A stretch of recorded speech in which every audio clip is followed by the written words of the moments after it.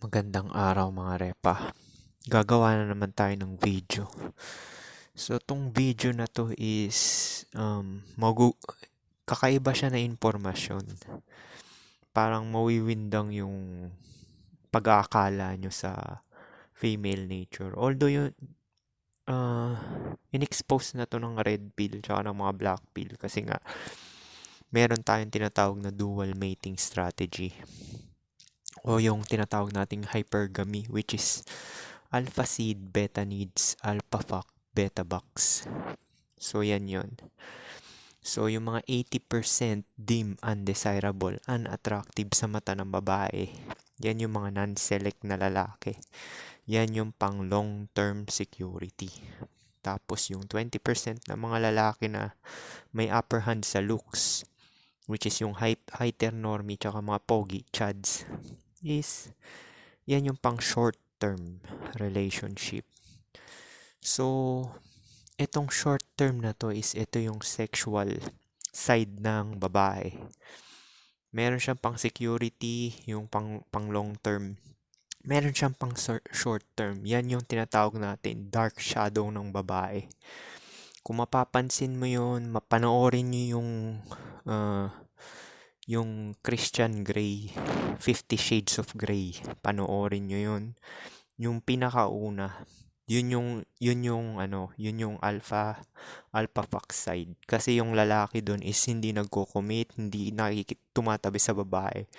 Exclusively lang sila for fucking. So, ang ginagawa nila doon is yun yung shadow realm ng babae na i-break lahat ng sexual fantasies ng babae. Hindi siya mag-aatubili or i-restrict niya yung sarili niya. Gagawin niya lahat ng mga sexual fantasies or escapade. Yung mga swallowing, ikikream pie, basta lahat iba-ibang posisyon. Exclusive lang yan ginagawa dun sa 20% ng mga lalaki. Which is yun nga, yung dinidesire ng babae for sexual pleasure. So kung iisipin mo, parang, di ba ang habol ng mga lahat ng mga lalaki, parang kung nabibilang ka sa 80% dim, undesirable, unattractive, tapos wala kang admiration simula nung bata ka pa, hindi mo alam yung difference pag nandun ka sa relasyon ng babae. Kasi nga, hindi mo na-experience yung alpha fuck side, which is yung walang restriction. Kasi 'di ba sa lipunan natin may shaming tactics, hindi ka na virgin, yung mga ganyan. Sa alpha fuck side is wala silang pakialam kung virgin pa yung babae o hindi. Ang focus nun is for fucking lang talaga tsaka sexual pleasure. So, dyan sa shadow realm na yan ng babae is yan yung wala talaga silang restrictions or hindi sila nahihiya. As in, lahat gagawin nila. Kasi nga, sexually attractive sila dun sa lalaki. Iba yung difference ng sexual attraction sa gold digging. Yung na-attract na kasi ito yung sinabi ni Rom Willis ewan ko kung red pillar yun or gumagawa rin ng mga ganyan. Kasi pagka nasa beta needs yung babae or sa beta condition, which is long-term relationship, yung babae nasa logical side.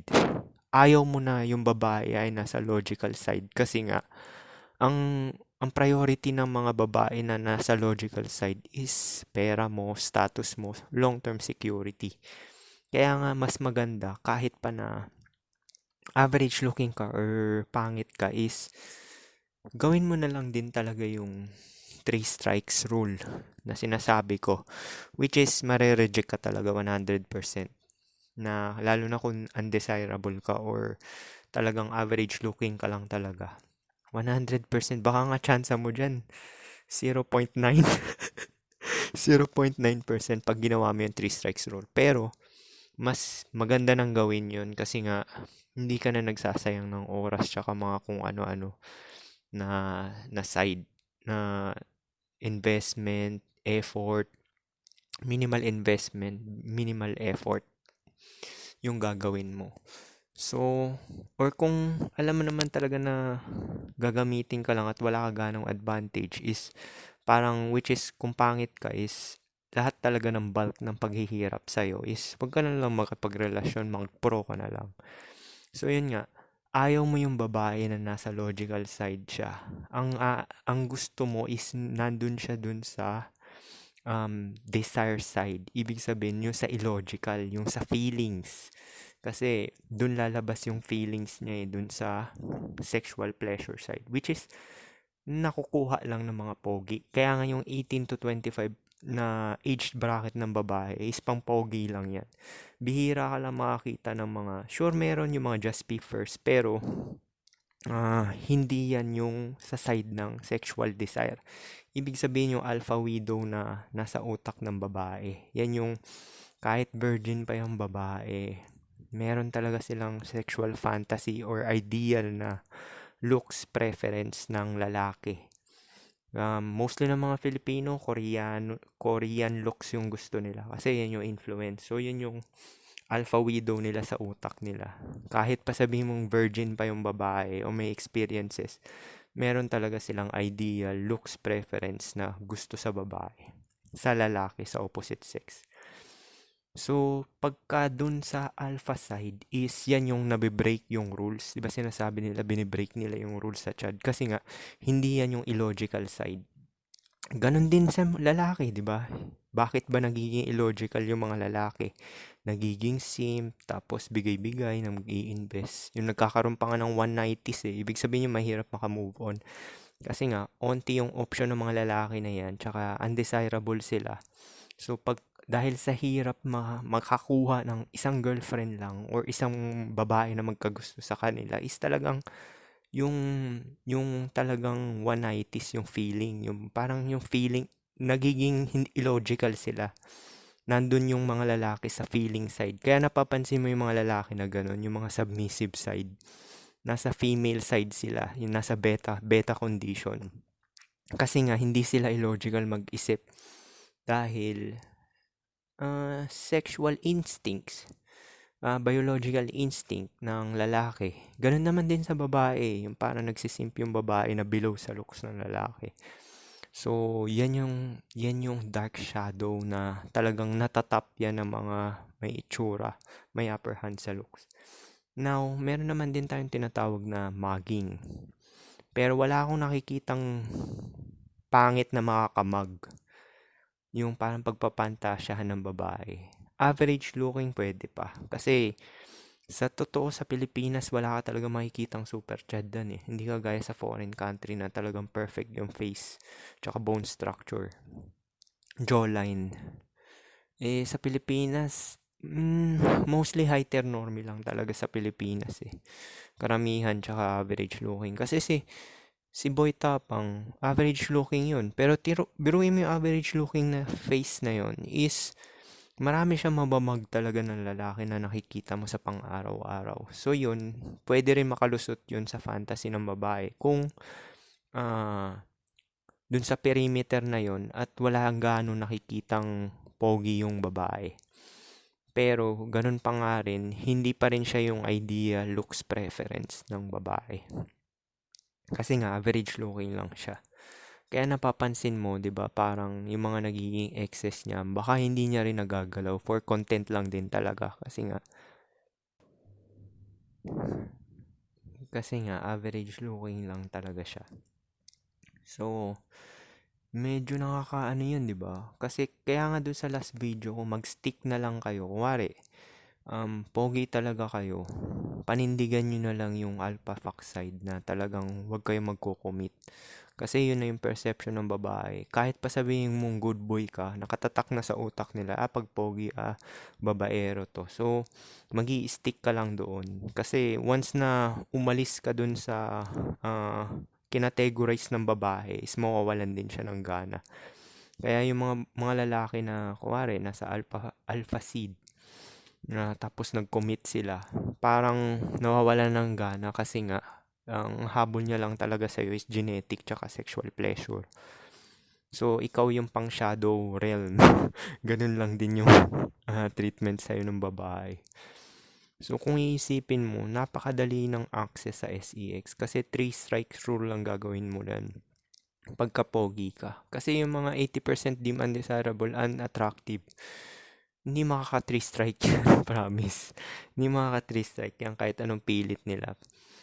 Pwede siguro kung malaboy tapang ka, yung mugging na tinatawag natin na average looking na pwede pumasa doon ng ganun, mga unang date or second date na hit.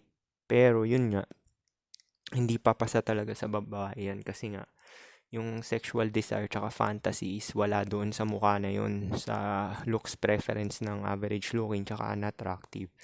So, ang makakagawa lang talaga dyan is high tier normie tsaka chad. Kaya yun yung sinasabi nila binibreak yung rule kasi nga yung babae is nasa feeling side sila. Parang pinagpapantasyahan niya yung yung yung lalaki. Nasa horny side siya. Ibig sabihin yun yung parang tayo, 'di ba? Lahat ng babae nahuhornihan tayo. So, 'di ba sa lahat ng mga babae nahuhornihan tayo dahil nga sa nature natin tsaka sa biological natin na talagang ganun talaga para makapag-procreate or makareproduce is talagang need natin maging horny. So, yung babae is, ang magpapahorny lang talaga sa kanila is yung mga talagang may piling-pili lang, yun nasa 20%. Yun yung mga tinatawag nilang select men. Kasi sila talaga yung pinili. Yung ibang mga 80% dim undesirable, unattractive, yung pang long term, hindi yan yung mga select men. Kasi nga, hanggat may napoprovide sila is equal exchange lang siya, transactional lang talaga siya. Malalaman mo naman yan pagka select ka, napili ka ng babae, is minimal effort at minimal investment lang yung ginagawa mo. Tsaka nakukuha mo yun ng SEX sa least effort, tsaka minimal effort, tsaka minimal investment. Hindi kagaya nung talaga mga nanliligaw, lilibre pa sa mga restaurant, tapos may cinema pa, date, ganyan. Hindi yun yung hindi yan yun talagang select na men. Malalaman mo naman din kung select ka na lalaki, ibig sabihin kung chad ka, high tier normie, is talagang since bata ka pa. Kahit sabihin natin hindi ka babaero, kasi ako hindi naman talaga ako babaero eh. Good boy naman din talaga ako. Pero, nakaka-receive ka talaga ng admiration, crushes sa mga opposite sex. Tsaka pagka kinakausap kanila is kinikilig ka. Any bracket to, malalaman mo kung pogi ka is nagkakagusto sa iyo kahit bata, lola, nanay, tsaka bakla. So kung bakla lang yung nagkagusto sa iyo, hindi yun. Hindi yun. Kasi kung ikaw na yung nasa top na aesthetics is lahat ng age bracket magugustuhan ka, pati matanda. Yun yung Now, may iba-iba namang phenotype naman tayong gusto talaga or trip. Sa babaeng side, ganun din naman.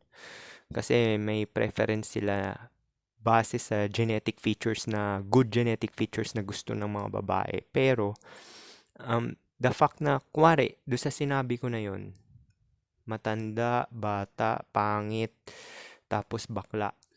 Sa apat na sinabi ko na yon, at least kahit dalawa man doon ang magbigay sa'yo ng validation. Kuwari, sinabihan ka ng matanda na nagwagwapuhan or bata, yung tingin sa'yo ng bata, tumitingin yung mga bata sa'yo, hindi natatakot. Ibig sabihin, may tsura ka talaga kasi nakadalawa ka na dun sa apat na na sinabi kong group eh. Group ng mga tao eh. Matanda, bata, tsaka bakla, tsaka yung isa pa, yung mga pangit. Oh, mas lalo na pangit.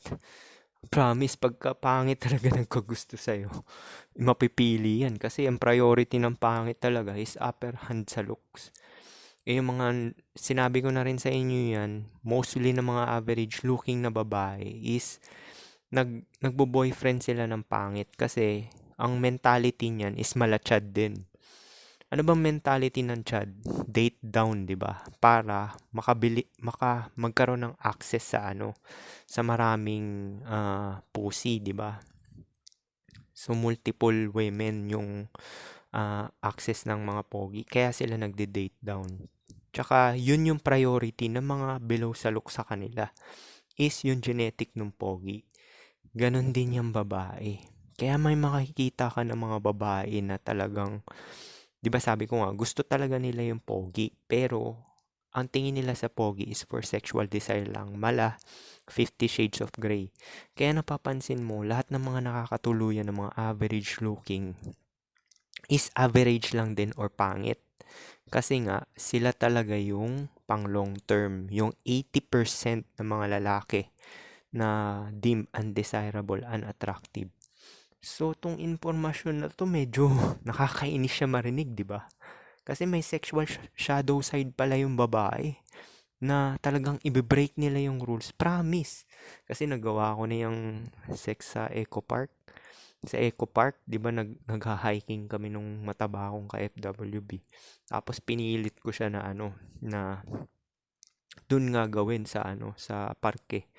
So, pumayag siya. Yung second GF ko, binijay ako dun sa may Intramuros. Nagtago kami dun sa may mga canyon. Alam mo yung may mga canyon dun, 'di ba?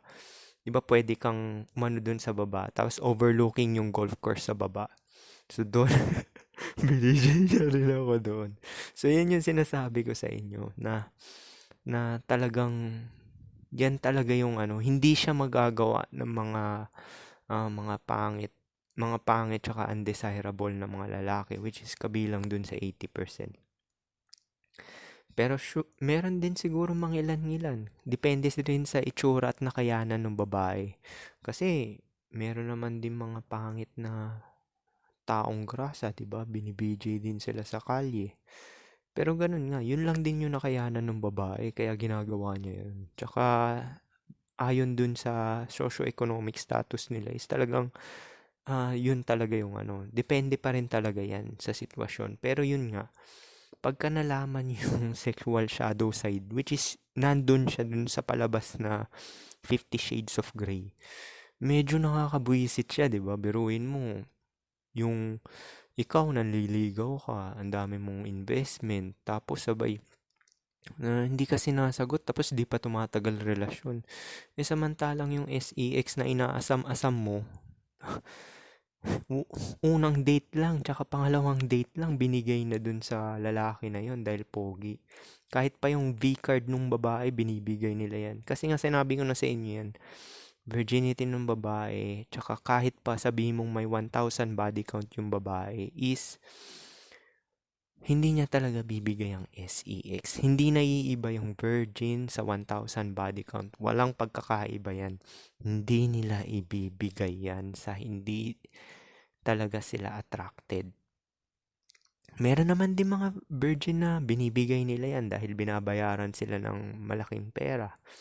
So, depende yan sa desire ng babae. So, kung nandun siya sa epiphany phase, kumari virgin na siya, tapos gusto niya talaga na makadagit ng mayaman, is pwede niya ibigay yung V-card niya dun sa mayaman. Kasi nga, brief false law, terms and condition niya masusunod. Pero ganun pa nga rin, pag yung SEX is binibigay lang talaga nila yan sa sexually attracted sila.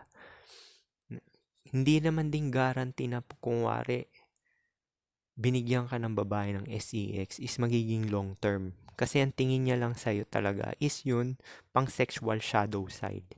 Is lahat ng fantasy niya walang restriction. Kaya napansin niyo ako napansin ko sa mga ex ko, sila talaga yung gumagalaw lahat. Kasi wala silang restriction eh.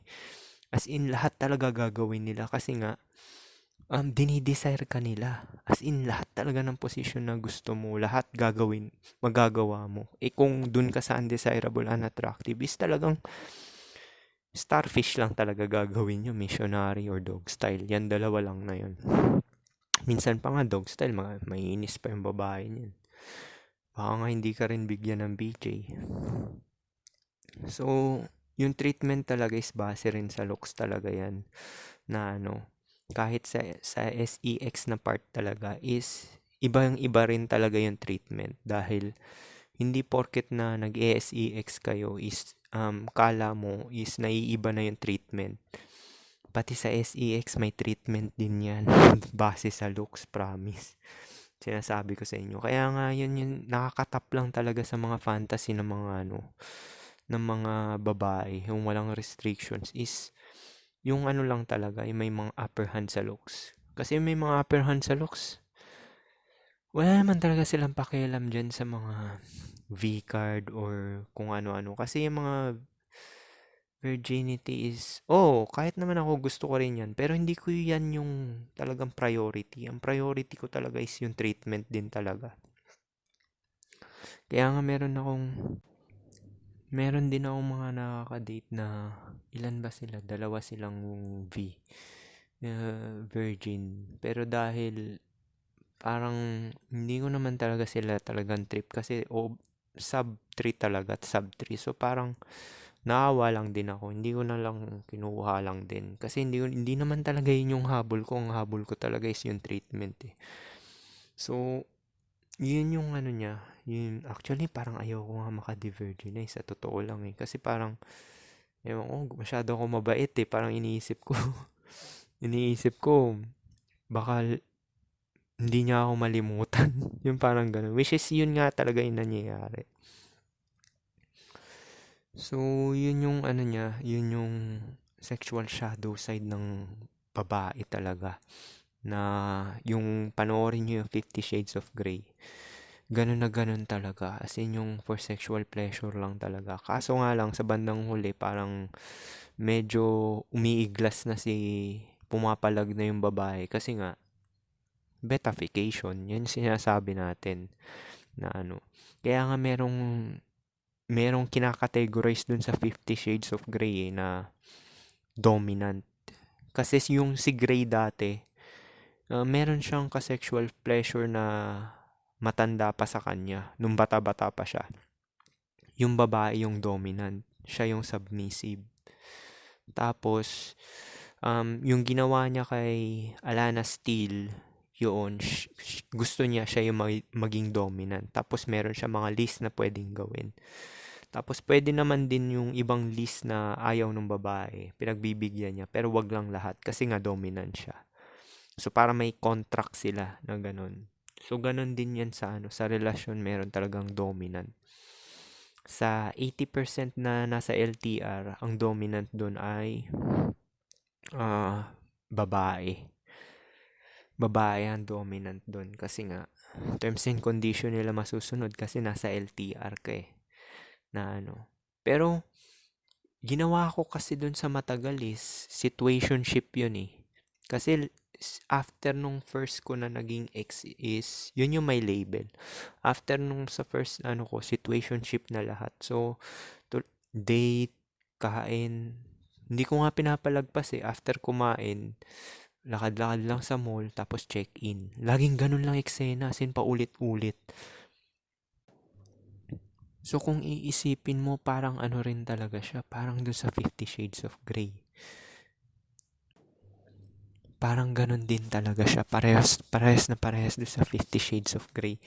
Kaya yung mga babae, di ba mostly naman ang babae na panood na yan. Kaya yan yung fantasy nila eh, kasi para ma-unleash yung sexual desire talaga nila. Na kaya nga ngayon sa SOCMED, mayroong mga babae na pumapayag na friends with benefits, ons, kasi nga, liberated na sila dun sa shaming tactics. So, hindi na iiba yung kalibugan nung babae dun sa lalaki.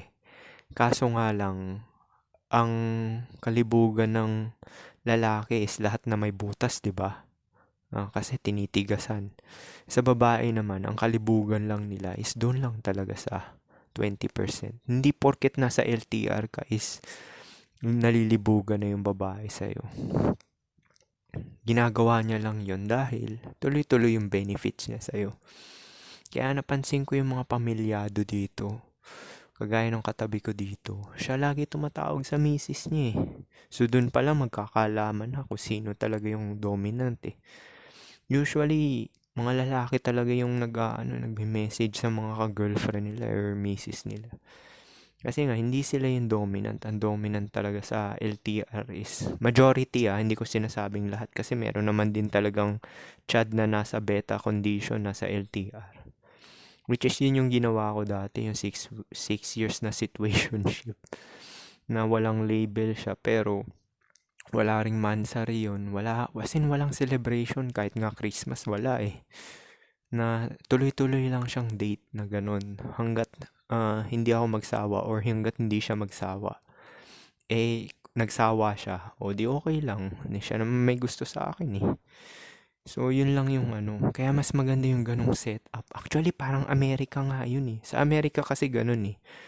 Yang parang ano, dati ko pa ginagawa yan. Ano pa lang ako, 21 pa lang ako or 19. 21 ginagawa ko na yan, yung ganyan. Kasi nga, ina-apply ko kasi yung 3 strikes rule na ano, nalaman ko na yung game dati. Nung nag-date down ako, nalaman ko, tinesting ko muna yung pangalawang girlfriend ko na ano. Eh, syempre bata ka pa nun. BJ mo nga ako. Habang nanonood kami na nag-Google, binij niya ako. Sabay, hindi pa ako nakontento. Sabi ko, tara mag-check-in tayo. Na ano, saan tayo pupunta? Sabi, mag-check-in. May alam ka ba? Eh, wala akong alam na hotel. Eh, siya may experience na siya eh. Siya pa nauna sa akin eh. So, yun. Niyaya niya ako dun sa Sogo dun sa may Quiapo. Yun sa may Quiapo. Ganun. Tapos siya pa, nung una natatakot pa ako ipasok. Pero siya na nagsabi na hindi raw nakakabuntis yung ano, yung pre-cam. Pero hindi totoo yun, nakakabuntis yun. So, yun nga yung ano, yan nga yung sinasabi natin na sexual fantasy at shadow side ng babae. Ngayon sa Gen Z is talagang talamak na yan. Kasi hindi na mahalaga sa kanila yung body count. Mahalaga sa kanila is yung sexual liberation na tinatawag natin yung parang mala 50 Shades of Grey, iba-ibang posisyon. As in wala na talagang shackle ng shaming tsaka kung ano-ano. Kaya ang advice ko na lang sa inyo talaga is hindi naman siya advice, 3 strikes rule tsaka panindigan nyo na lang kung ano yung talagang category nyo sa babae. Pero kung category niya talaga sa'yo is beta box, hindi ka binibigyan ng SEX, is medyo talo ka doon. Mas maganda wag ka na lang pumasok sa relasyon na ganun na walang SEX kasi hindi ka naman nagbe-benefit ng ganun eh. Kaya may category talaga yung babae. Pag nakategory ka dun sa pang date, meal, gala-gala, ulats ka talaga. Kasi makakailang ganun ka pa bago ka pa hit. Kaya ako talagang pinipilit ko pagka 3 strikes lang talaga. Actually 1 pa nga lang eh. Pagka naramdaman ko na hindi talaga ako trip, move on na. Dispatcha na. Kagaya nung nakwento ko sa inyo, di ba? Unang date niyaya ako, tapos parang pumapalag ayaw. Kasi alam ko may iba pa siyang ini-entertain. Ibig sabihin ganun, may ibang ini-entertain yun. Na mas tingin niya na kaya pa niya makakuha na mas above pa sa'yo. Pagka ganun, hindi na worth it yun. Si Rolo Tomasi na rin nagsabi nun eh. Pagka pinag-aantay kayo ng babae ng SEX is talagang umiska po na kayo kasi hindi genuine desire yun. Kasi may pumipigil sa kanya eh para gawin yun, yung ganun. Sure, kung kabilang ka sa 80% na undesirable, unattractive, or doon sa non-select, is talagang maliit talaga ang tsansa. Kahit gawin mo yung ano. Kaya nga dyan na-form yung mga nagka-developan na friendship, tapos matagal na mga chatting, mga text-text na ganyan, tapos na-develop na lang babae. Logical side yung babae na yun na nandun sa side na yun. So tuloy-tuloy yung ano mo nun, panliligaw, parang everyday ka manliligaw dun. Parang sa 50 first date. So paano? Yun lang, peace.